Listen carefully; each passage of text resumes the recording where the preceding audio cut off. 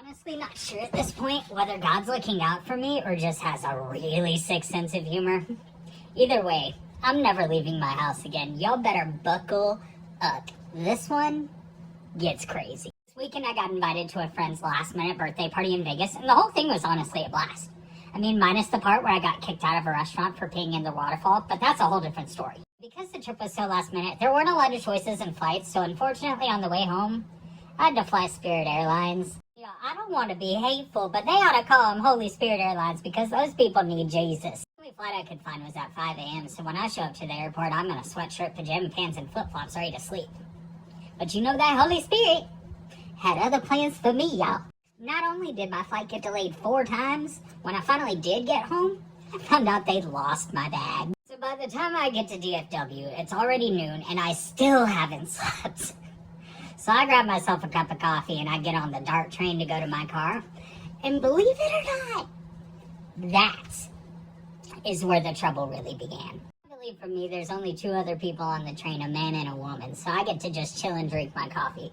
But as we get to the stop before mine, I realize the lady's getting off and she left her purse. Trying to be helpful, I run over there in a panic, grab the purse and toss it out the doors just in time to hit her in the face. And listen, like as bad as I felt for hitting her, at least she had her stuff. So I turn around kind of satisfied to go back to my seat, only to be confronted by a very angry man who informs me that I just threw his bag off of the freaking train. His man purse, y'all, is gone. At this point, I don't even know what to say, y'all.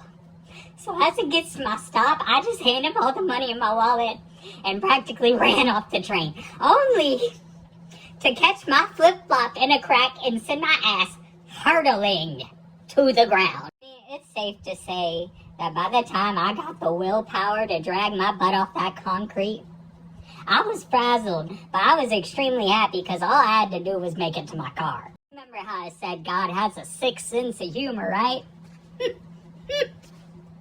As I go to throw away my coffee, I forget that I still have my wallet in my hand and toss them both directly in the bin. I want you to just picture this for me if you can.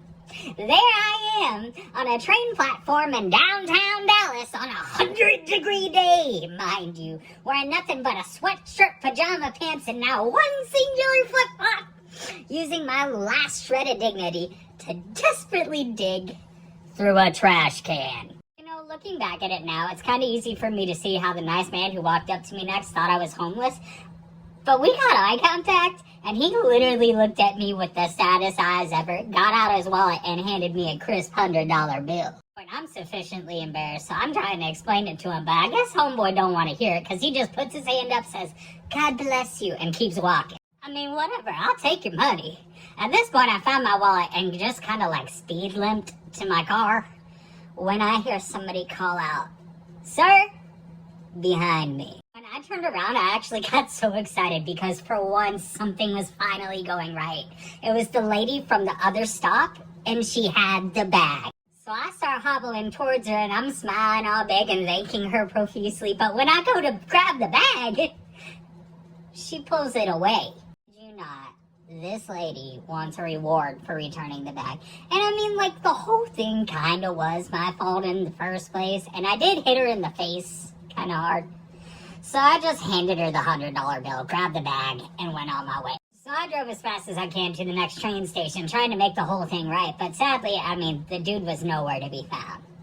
So I look in the bag, hoping to find some identification, only to realize that I just paid $100 for an empty bag. Motherfucker! Like I said, I'm not sure if God's looking out for me or just has a really sick sense of humor. But I'm home now, and I am never leaving my house again.